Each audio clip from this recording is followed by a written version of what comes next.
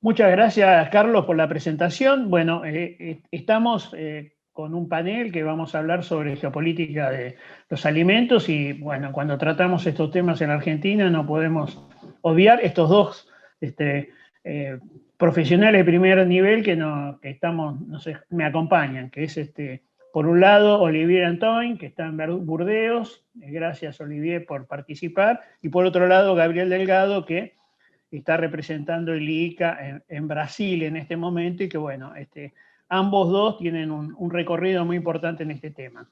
No sé, Gabriel, si querés hacer un planteo general de la conversación y seguimos. Bueno, gracias, Fer, por la presentación. Un placer verte, Olivier.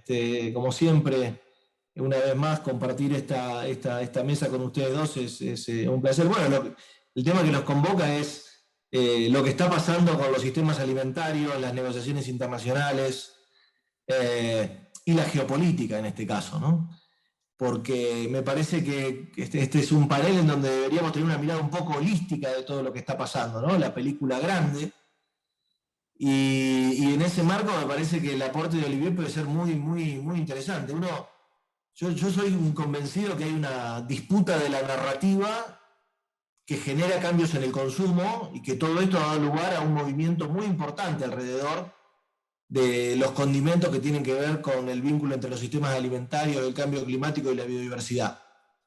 Este año vamos a tener 3 reuniones muy importantes, no solamente la de Food System Summit en Nueva York, sino que tenemos biodiversidad en China y además tenemos en Glasgow cambio climático. Entonces, bueno, uno debería pensar de que alguna estructura detrás de todo esto hay, con la enorme particularidad que el Food System Summit de Nueva York no se hace en la FAO. Es más, no estaba ni siquiera previsto que haya un pre-summit, que después se hizo en FAO, que se está previsto para el mes de julio, pero ese pre-summit en Roma, de alguna manera, es como una especie de respuesta a un reclamo que hubo, ¿no? Porque las negociaciones de los sistemas alimentarios intergubernamentales naturalmente se dan en la FAO, no Naciones Unidas, por eso es el órgano especializado. En fin, hay muchas cosas de la geopolítica que me parece que estaría bueno poder reflexionar entre todos cuáles son las pistas que nosotros tenemos para entender mejor qué es lo que pasa. Y además esta cosa de las 3 cumbres, ¿no? No son todas cumbres en términos diplomáticos, como bien nos corrigió el otro día Federico Villarreal, pero bueno, son 3 reuniones muy importantes en donde la de biodiversidad y la de cambio climático también van a tener componentes de sistemas alimentarios. Y esta enorme particularidad que el diálogo intergubernamental, que naturalmente se da en la FAO, de alguna manera es relegado a un pre-summit, y en el summit hay muchas instituciones que no pertenecen al gobierno que están participando, pero ya no como invitados, sino como partícipes, como anfitriones. Bueno, entonces la verdad es que me gustaría preguntarle a Olivier, y por supuesto también conocer tu opinión, Fer, pero me parece que este es un tema para deshilachar y para reflexionar un poco. ¿Cuál es tu impresión de todo esto que yo estoy señalando, Olivier? Bueno, ante todo, muchísimas gracias, Fer, por invitarme otra vez a participar de tu simposio, que siempre es un placer. Infelizmente, este año yo lo tengo que hacer desde Bordeaux. No vamos a estar compartiendo 2 días de intensas reflexiones, pero igual ya empezamos muy fuerte con esa introducción de Gabriel, que la verdad es un placer también verte a la distancia y poder compartir con vos algunos intercambios y algunas reflexiones intelectuales. Mira, yo te diría, antes de hablar de este Food Systems Summit, veamos lo que está pasando ya en la geopolítica de la agricultura, no de hace 20 años atrás hasta ahora, del último año, de los 2 últimos años, de los 3 últimos años. Y veamos qué pasa en la geopolítica mundial. O sea, tenemos un actor de peso que está hoy peleando el primer puesto mundial, que es China. China en los últimos años ha ganado casi todos los puestos más importantes en las organizaciones internacionales. Ha generado un nuevo sistema de relaciones con países del sur, del norte, o sea, países que eran menos desarrollados que los países europeos, incluso algunos países europeos que son menos desarrollados que los de la OECD, y con países de Sudamérica, países de África. Ha ido ganando terreno. Hemos presenciado un inicio de rebeldía en la granja con la elección de Trump, que hizo una política muy dura en contra de China, pero él se alejó por completo de las organizaciones internacionales, dejó mucho lugar a China ahí. Bueno, ¿ahora qué tenemos? Tenemos la vuelta de un presidente demócrata, Joe Biden, que ya retoma digamos, la discursiva agresiva en contra de China, pero sí él no quiere dejar más que China gane lugar dentro de las organizaciones internacionales, porque ahí ¿qué se defiende? Y vamos a los sistemas alimentarios. China necesita, para ser un gran jugador internacional, revertir todo el sistema tal como fue construido en las últimas décadas por Estados Unidos y antes por la Unión Europa, que después fue la Unión Europea. ¿Y eso en qué va? Las normas, la moneda. Las normas en qué va a tener una influencia en los sistemas alimentarios, porque obviamente las normas que tiene que acatar hoy China son las normas de Estados Unidos y la Unión Europea. Y todo esto se hizo en el inicio del siglo XX, hasta final del siglo XX. Y ahora ellos están pujando para hacer cambios ahí. La FAO, vos bien lo decías, no está. ¿Quién está dirigiendo la FAO? Un chino. Estábamos hablando hace poco, vos, yo, Fer, de esto que justamente ese nuevo director de la institución no era querido por la Unión Europea, o sea, pelearon en contra. ¿Qué pasa ahora? Tenemos la COVID que arrasó con parte de los sistemas alimentarios. Hemos visto rupturas de cadena de abastecimiento por el mundo entero. O sea, su país ha pasado malos momentos con eso, el mío también. China volvió en el escenario con su estrategia de salida de la crisis, y ahora está comprando nuevamente. Y estamos viendo, por otro lado, vos hablas muy bien de eso, la narrativa. ¿Quién sale como quién será el vencedor en el discurso oficial internacional? Y ahí vemos más las pujas de poder, donde se trata de armar, más allá de una narrativa también, tejer nuevas cuerdas de tensión para tratar de contener a China. Y yo creo que es esas cumbres o esos momentos internacionales que vamos a vivir en los próximos meses, ahí vamos a estar viendo esa puja de poder de manera muy cruda. O sea, eso está claro. Eso va obviamente a tener una consecuencia, un impacto sobre los productores de alimentos, los consumidores de alimentos, y bien como lo decís ahora, Gabriel, eso también de la narrativa del consumo, y para cambiar los hábitos alimentarios y las producciones. ¿Qué opinas vos, Fer? Sí, esto podemos complementarlo además como que China es una potencia segunda a nivel global que está creciendo, acercándose cada vez más a los Estados Unidos. Es la única que creció el año pasado de la potencia. Este año lo va a hacer en forma significativa y con una condición que no tiene Estados Unidos, que es su dependencia de alimentos del exterior. China es un traccionador de los productos que nuestros países de la región sur somos originadores y que forman parte ineludible de nuestro comercio exterior, de la generación de divisas, ¿no es cierto? Y entonces esa condición genera una tensión entre política, entre los intereses que tendrían que ver con un mundo más liberal y este país, ¿no es cierto? Que además crecientemente va a ser demandante de alimentos, ¿no? Cuando hacemos las cuentas de la disponibilidad de recursos, suelo, agua disponible y las transformaciones sociales en los crecimientos de las clases medias, claramente no va a ser posible que este país y el conjunto de Asia, según mis cálculos, hacia el 2030 habrá una demanda para 900 millones de personas que no van a poder ser abastecidas con las propias producciones locales. Con lo cual, eso genera una tensión, por un lado política y por otro lado comercial, a países como los nuestros, ¿no es cierto? Y esa tensión, cómo se resuelve, va a formar parte, me parece, ineludible de las estrategias políticas, económicas y comerciales de los próximos años. No sé, Gabriel, ¿qué te parece? Estaba reflexionando justamente mientras escuchaba a vos y a Olivier, es muy interesante, por cierto, las opiniones de ambos. Y respecto a lo que decís de Estados Unidos, yo me preguntaba, bueno, ¿cuál es el rol de Estados Unidos? Porque es como que tiene un rol múltiple. Olivier decía, bueno, con la gestión de Biden se inicia una era verde, ¿no? De alguna manera una sensibilización de Estados Unidos respecto a cuestiones ambientales. Por otro lado, Estados Unidos tiene una profunda cultura también agrícola, tema que no está abordado en el Food System Summit, ¿no? El tema de la importancia de la agricultura en el desarrollo de los países de América. Convengamos que si América hoy no estuviese descubierta, el mundo tendría problemas para alimentarse tal cual se alimenta hoy. Por otro lado, Estados Unidos tiene tensiones con China.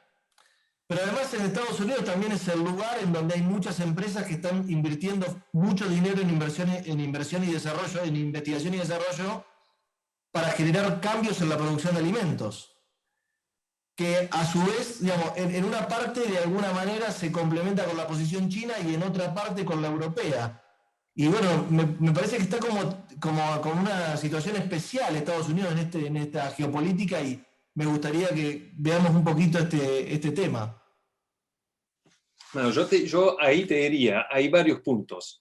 El primero que para mí es obvio, que más allá de Biden, que bien como vos sé que ya fuiste muchas veces a la Silicon Valley y te interesaste mucho y te seguís muy interesado por el tema de la carne sintética o de la carne vegetal, y donde las mayores startups del mundo están en Estados Unidos, con inversiones multimillonarias para llegar a producir una carne, cual sea la carne, pero una carne que pueda ser vendida a un costo que pueda ser vendido por, digamos, primero por la gente que tenga dinero y luego la clase media y quizás, no sé en cuántos años, quizás será también para clases más bajas. Ahí hay varios puntos, sin entrar en especificidades de cómo se hace ese tipo de carne y ese tipo de producto, ¿no? Ese tipo de carne que se me van a caer encima los productores de carne. O sea, cómo se hace ese producto. Sí, esa proteína vegetal, sintética. Sería un producto proteico, algo así. Sí, hay dos cosas ahí, más allá vos hablás de narrativa. La gran narrativa es no vamos a dañar más el medio ambiente, no vamos a causar daños a animales, y bueno, vamos a ser ecological friendly. Bueno, esto no se hace gratis. O sea, se necesita energía, se necesita agua, mucha energía, y la energía no se hace por sí sola. Te pueden explicar, se necesita electricidad. O sea, la geopolítica de la electricidad es muy interesante porque hoy en día te van a vender paneles solares, eólicas, todo ese tipo de producciones que son supuestamente más amigables con el medio ambiente y la biodiversidad. Bueno, esto no se hace tampoco gratis. Eso se necesita de energía para hacerlo, se necesita de metales particulares que son muy difíciles de producir. Hay pocos en el mundo, o sea que estamos desplazando un problema hacia otro. Eso es un primer punto. El segundo punto para mí que es relevante es la propiedad intelectual. O sea, mañana el bife de chorizo sintético será con una estampilla de la Bill and Melinda Gates Foundation, o otra marca o otra startup que yo no conozco los nombres. Memphis Meats es una de las más importantes. Bueno, ahí vas a ver que cuál sea el precio para clase alta, media o baja, habrá que pagar royalties para eso. O sea, y eso, ¿dónde se está produciendo? Se está produciendo en un lugar donde para mí es innegable que cuando algo se produce en Estados Unidos y que esto genera poder, no se le escapa a un país como Estados Unidos que esto va a generar una nueva forma de actuar con poder en mercados en el mundo. O sea, no seamos ingenuos. Ellos no actúan así. Vos hablaste de narrativa. La narrativa de la hamburguesa es una gran historia también. Y veamos cómo eso ha cambiado la gran parte de los sistemas alimentarios del mundo. O sea, el hecho de que un día haya miles y miles y miles de restaurantes duplicando un formato de sándwich con una carne de un estilo, con una papa de un estilo, con un tomate de un estilo, y eso ha sido muy, muy transformador. Por ahí veremos en los próximos años, pero estoy de acuerdo con vos que Estados Unidos está jugando un papel con mucha duplicidad y en donde no podemos caer en ingenuidades. Ahí, cuando nosotros hacemos un repaso de algunos otros procesos de los últimos años, podemos observar que el continente más contaminado en su momento, estamos hablando de los 80 y 90, que fue Europa, como reacción aparecen los cultivos orgánicos, ¿cierto? Si uno ve las cifras que se preveían hace 15 años atrás, si bien hoy tienen una preeminencia y pueden crecer, tampoco son lo que se decía en su momento. Hoy, esto que estamos analizando respecto a los Estados Unidos, corresponde al país que tiene el mayor consumo per cápita de carne del mundo, que es Estados Unidos, y por mucho. Cuando nosotros sumamos las carnes porcina, de pollo y vacuna, estamos llegando a valores de alrededor de 120 kilos per cápita, ¿no es cierto? Entonces, estas transformaciones se generan como reacción a ciertas cuestiones donde todavía la cuota de mercado es pequeña de estas nuevas instancias que estamos analizando, ¿no es cierto? Y se dan además con productos que al momento, seguramente después va a cambiar y habrá mejores, pueden reemplazar carne picada. O sea, cuando nosotros analizamos que en los Estados Unidos más del 50% de la carne vacuna se consume como carne picada, podemos entender también que mercados como ese pueden ser más fácilmente permeados por productos semejantes a la carne picada, que estamos hablando, ¿cierto? Y que se prevé que ese porcentaje va a crecer un 10% más en los próximos años. O sea que más del 60% de las carnes vacunas en los Estados Unidos se van a consumir como carne picada, y todo lo que se asemeje a eso entonces tiene un espacio de mercado natural para poder ingresar. No es el caso de otras culturas y de otros países. Entonces, sumado a las cosas que ustedes están mencionando, me parece que está esto. Yo creo que el tema de las proteínas hay que tomarlo muy en serio. De hecho, con Gabriel hace ya más de 2 años venimos haciendo actividades en la facultad, en Córdoba, en distintos lugares, respecto de una reflexión a esto. Muchos de los ganaderos son refractarios a poder discutir, en mi manera de ver, muy equivocada, porque esto forma parte de una realidad que tenemos que tener presente, que no hay que sobreestimar, pero mucho menos subestimar en términos de hacia dónde va todo este sistema. Y la otra cuestión es que tenemos que tener claro que, a pesar de eso, en algún lugar tiene que haber fotosíntesis, porque esas preparaciones vegetales se hacen a partir de productos vegetales que han sido generados en algún lugar. De las 2 principales vegetales, una se hace con soja transgénica, con un grupo hemo, que le da la característica de sangre, y otra se hace a partir de la arveja amarilla. La pregunta es, si reemplazamos en forma significativa los kilos de carne que hoy son alrededor de de 60 per cápita a nivel global, por ingredientes parecidos a esto, ¿dónde se van a generar? ¿Están disponibles? Y seguro que no. Entonces hay distintos tipos de lógicas que me parece que tenemos que atender, ¿no es cierto? No sé qué les parece a ustedes, pero me parece que esto de que en algún lugar tiene que haber fotosíntesis también debería formar parte de nuestra visión del futuro. Bueno, y agarrando esto de que en alguna parte tiene que haber fotosíntesis, una de las mayores cuencas fotosintéticas del mundo es la de Brasil, Paraguay, Uruguay, Argentina, y en ese sentido, Fer, también, como vos sabés, hubo esfuerzos de coordinación entre los países del CAS, del Consejo Agropecuario del Sur, para quienes están mirando, esto es Uruguay, Argentina, Brasil, Paraguay, Bolivia y Chile. El CAS es el Consejo Agropecuario del Sur, que justamente el IICA tiene la Secretaría Técnica.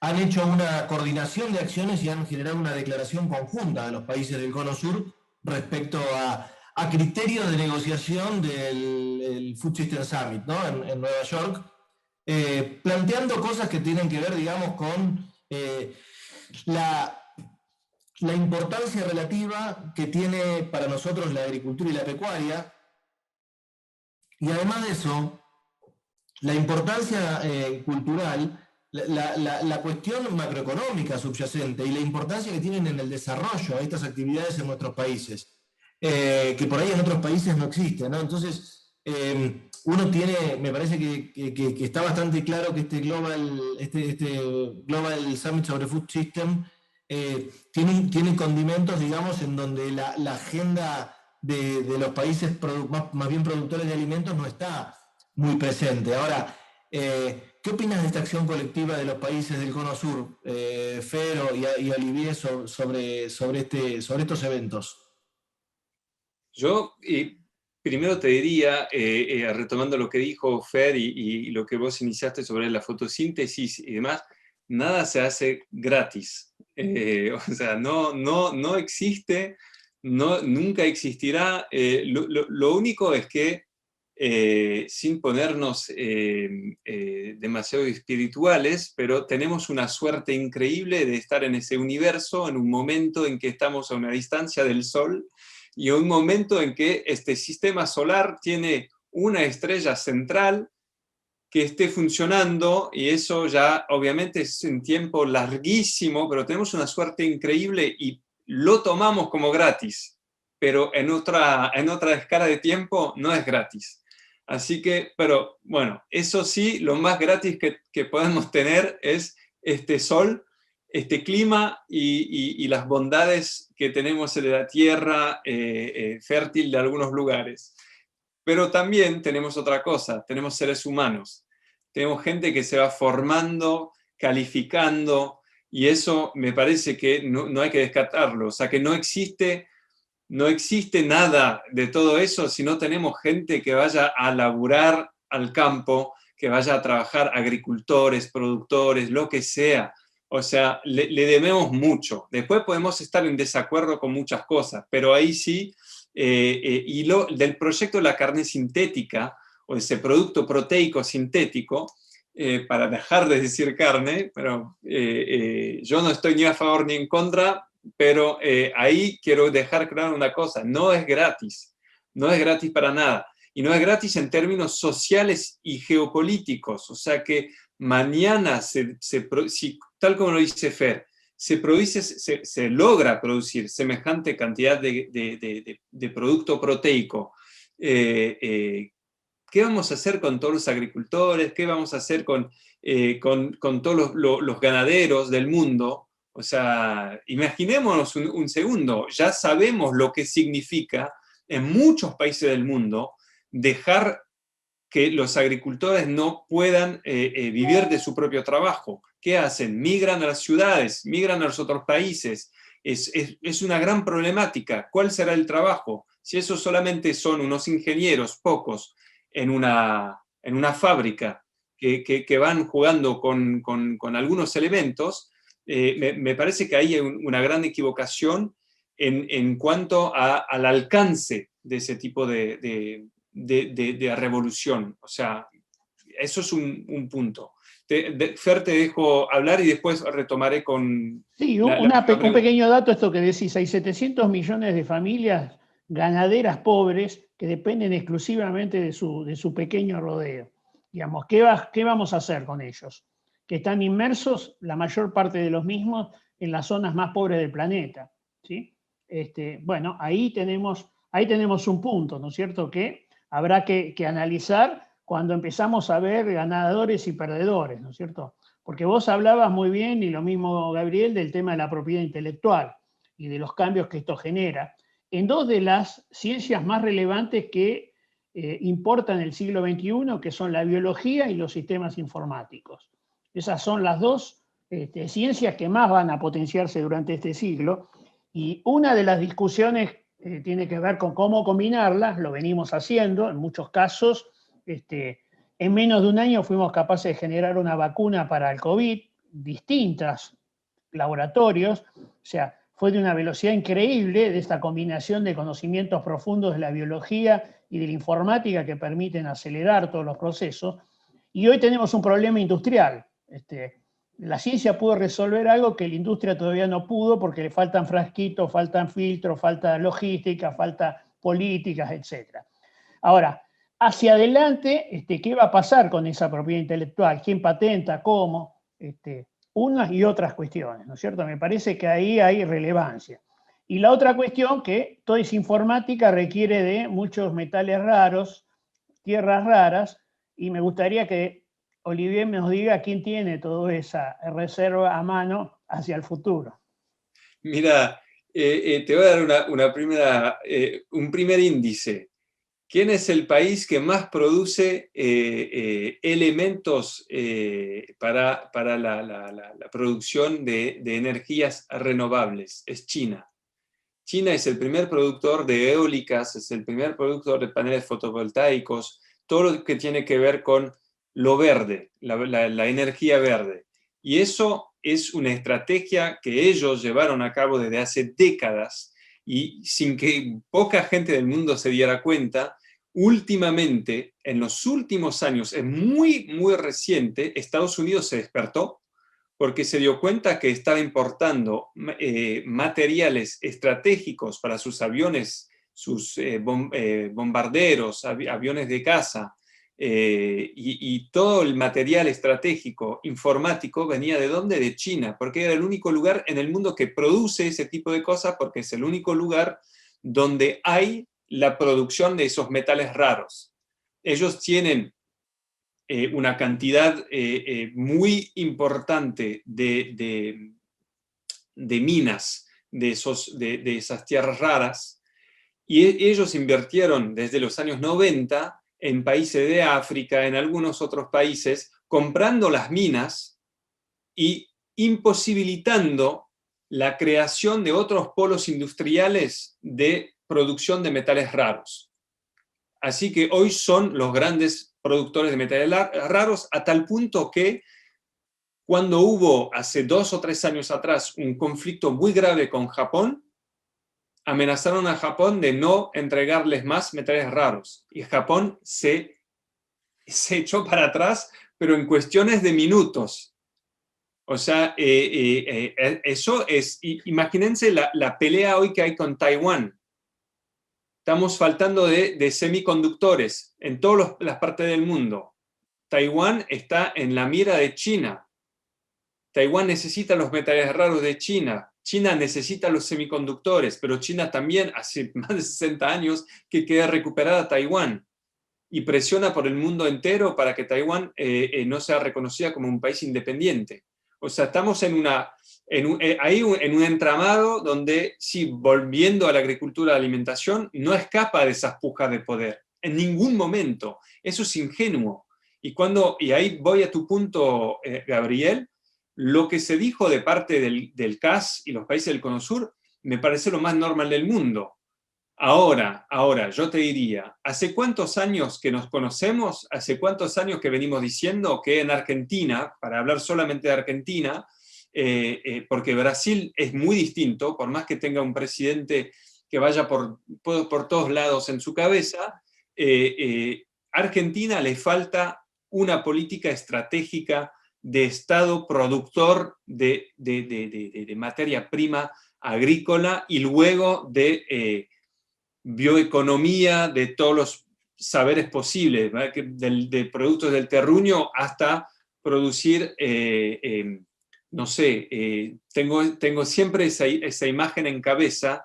Cuando recién yo me fui a vivir a Argentina, leí un artículo que decía que Argentina era el primer productor mundial de ajo, pero que importaba todo el ajo seco porque eso lo hacía una compañía en Nueva Zelanda, que le compraba el ajo a Argentina, ahí lo hacía todo el proceso de valor agregado y se lo vendía a Argentina de vuelta. Y para mí era una cosa increíble, pero era increíble, pero igual hacemos lo mismo en Francia. Hoy estamos, más del 30% del mercado de la salsa de tomate viene ¿de dónde? Viene de China.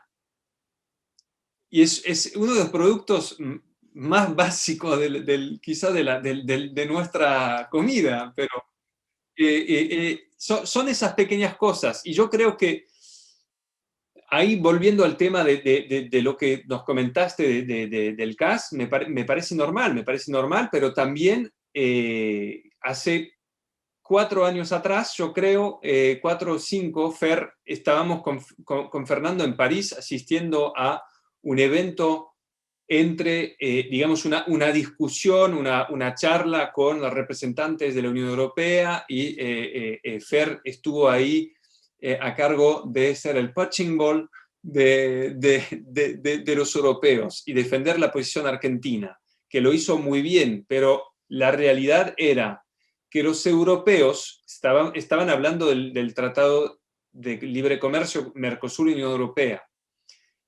Era muy claro que ellos tenían una posición sumamente dura con el Mercosur. Ahí el CAS es un poco más que el Mercosur, pero tenés que tener en cuenta eso, que ahora también lo que se está planteando en esas instancias internacionales, si vos ves a la Unión Europea tomando liderazgo, no es para invitar de la mano a su gran competidor suramericano y decirle, vení que te invito a ganarme el partido. O sea...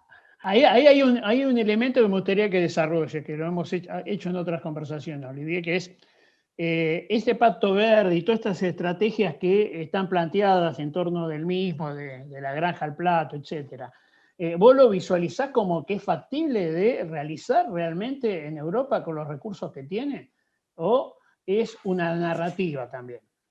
Yo creo que gran parte es una narrativa, porque, mira, eso sí, todos los grupos a los que yo estoy ahí tomando algunas informaciones por WhatsApp, por LinkedIn, por Twitter, sí, los franceses están, obviamente en el medio de la agricultura y de la alimentación, están a full con la soberanía alimentaria. Está muy bien, pero, a ver, gente, estamos con un país que cada año ve su cantidad de pobres crecer.